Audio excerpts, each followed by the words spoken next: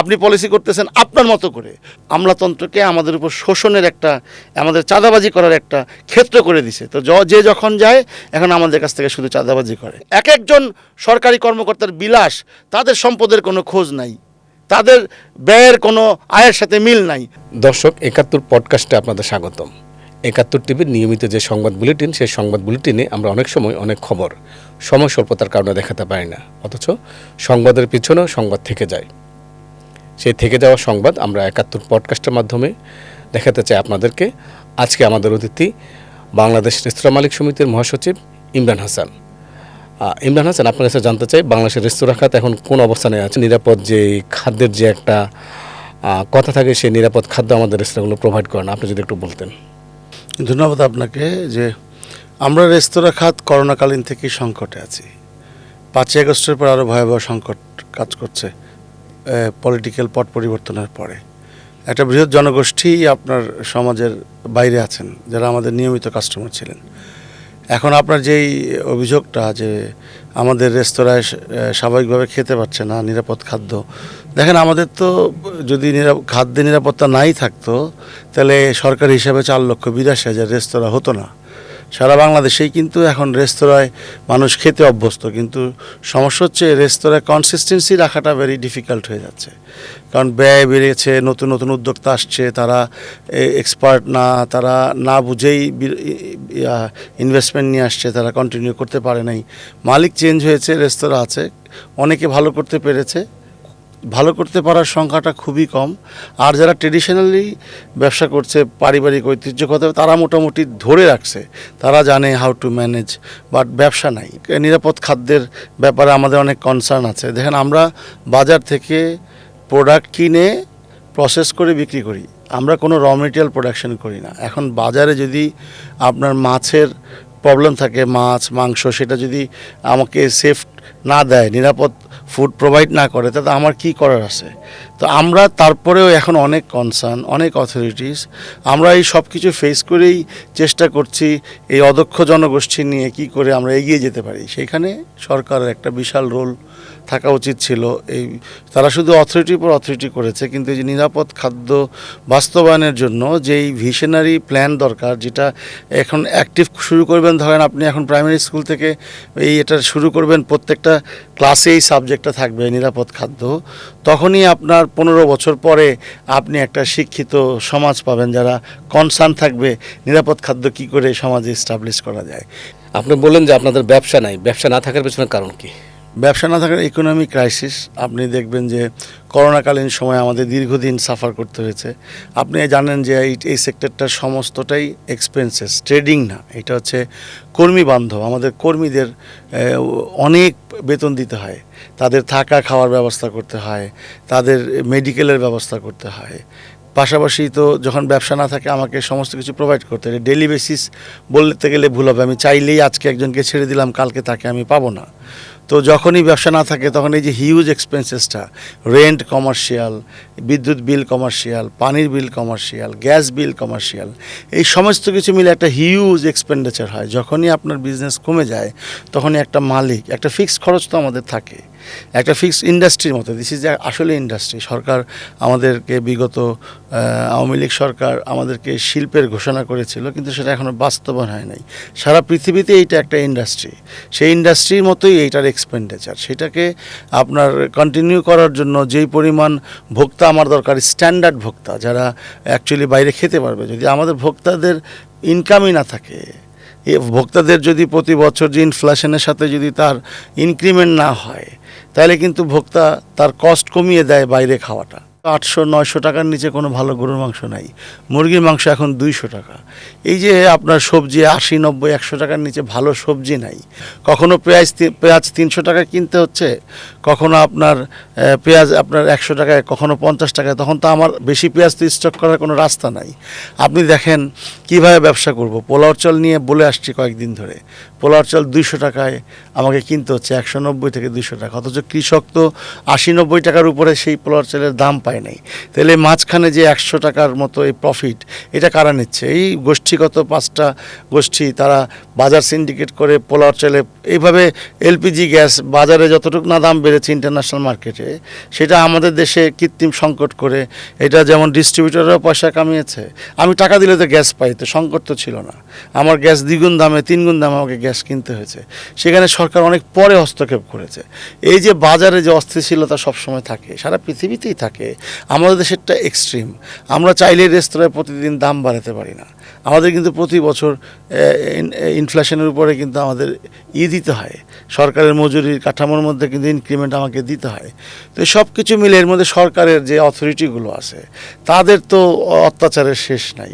আমি প্রতি বছরই কলকারখানার লাইসেন্স নিব, প্রতি বছর আমি ট্রেড লাইসেন্স নিব, প্রতি বছর আমি ডিসি লাইসেন্স নিব, তো প্রতি বছরই আমি ফায়ার লাইসেন্স নিব, প্রতি বছরই আমি বিএসটিআই নিব। এই যে টোটাল, যদিও অর্থমন্ত্রী মহোদয় এবার বাজেটে বলেছেন সহজ করবেন, আমরা তো ওই রকম সহজীকরণ এখনও দেখতে পাই নাই। বাজেট পাস হয়েছে ধরেন প্রায় 20-22 দিন হয়ে গেছে অলমোস্ট, বাজেট যে পাস করলো।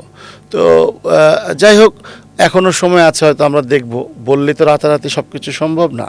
তো এই যে নানা রকম, নট অনলি আমার সেক্টরের সাথে অন্যান্য সেক্টর একটার সাথে একটা ওতপ্রোতভাবে জড়িত। তো এই যে আমাদের যে ক্রাইসিস, সেই ক্রাইসিসটাকে ওভারকাম করার জন্য যে সম্মিলিত একটা পরিকল্পনা কোনো গভর্নমেন্টই কখনো করে নাই। আমরা বারবার বলে আসছি, আমলাতন্ত্রের কাছে আমাদের টোটাল রাজনৈতিক দলগুলো জিম্মি। কারণ ওরা যখনই ক্ষমতায় আসুক না কেন, ওনারা বোধহয় ওদের কারণে পারে না, আর নয়তো আমাদের রাজনৈতিক দলগুলোর অদূরদর্শিতা, ওই রকম নেতা নাই আমাদের, হয়তো ভালো ট্যালেন্ট লোকজনগুলো রাজনীতি করছে না, অথবা রাজনীতির দলগুলো তারা যারা ট্যালেন্ট, যে বিষয়ে এক্সপার্ট, তাদেরকে হায়ার করছে না, তাদের কোনো ভিশন নাই। আপনাকে তো একসাথে পুরো গোষ্ঠীটাকে টেনে তুলতে হবে।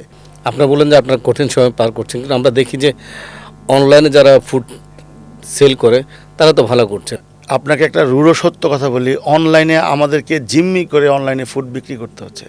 এই অনলাইনের নামে যেই রকম নৈরাজ্য চলছে, আমার প্রফিট তো দূরের কথা, টিকে থাকাই দুষ্কর। অনলাইনে 3-4টা কোম্পানি, বিশেষ করে একটা বিদেশি কোম্পানি 28 থেকে 30% পর্যন্ত আমাদের মালিকদের কাছ থেকে এই কেটে রাখছে। এই চার্জ, ওই চার্জ, ফুড নষ্ট হলে একটা শুভঙ্করের ফাঁকি। সুযোগটা তো আপনারাই দিচ্ছেন না, আমাদের কোনো চয়েস নাই। ওরা আমাদের ডাটাবেসগুলো নিয়ে ওরা নিজেরা কিচেন করেছে, বিভিন্ন জায়গায় নিজেদের ব্র্যান্ডগুলো প্রমোট করেছে, নিজেদের ব্র্যান্ডগুলো প্রমোট করে আমাদেরগুলোকে, এটা একটা টেকনোলজি আছে, আমাদের ব্র্যান্ডগুলোকে পিছিয়ে রাখছে। ও বারবার ওদের ব্র্যান্ডগুলো আগায় দিচ্ছে। ওরা ওইখানে আমাদের ডাটাবেস দিয়ে ওরা ব্যবসাগুলো করে যাচ্ছে। সরকার তো কোনো নীতিমালা করে নাই। আসলে কি ওরা ব্যবসা করতে পারবে? ওরা কেন কিচেন করবে?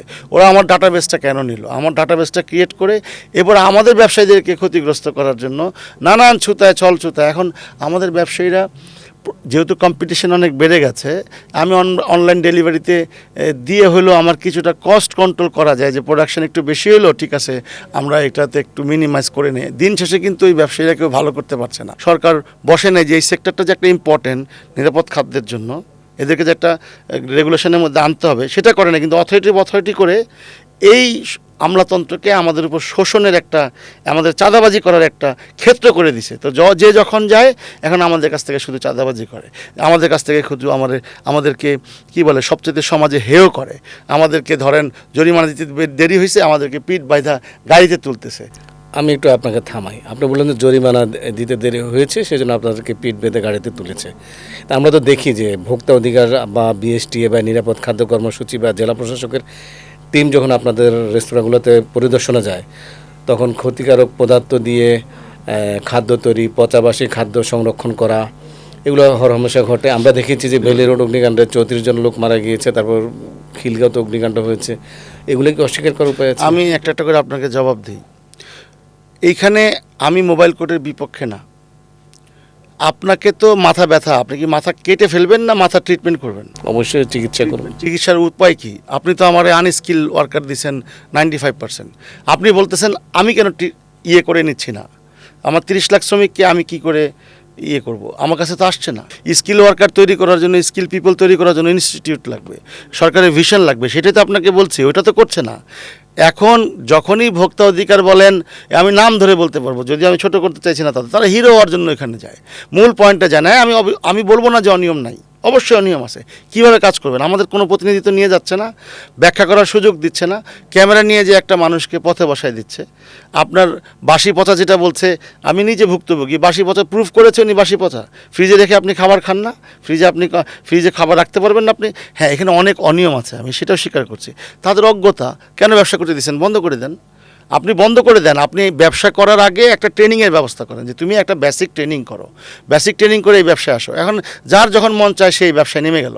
আপনি ব্যাঙের ছাতার মতন সারা বাংলাদেশে স্ট্রিট ফুড হয়ে গেল, ছোটো ছোটো রেস্টুরেন্ট হয়ে গেল, আপনি তো কন্ট্রোল করলেন না।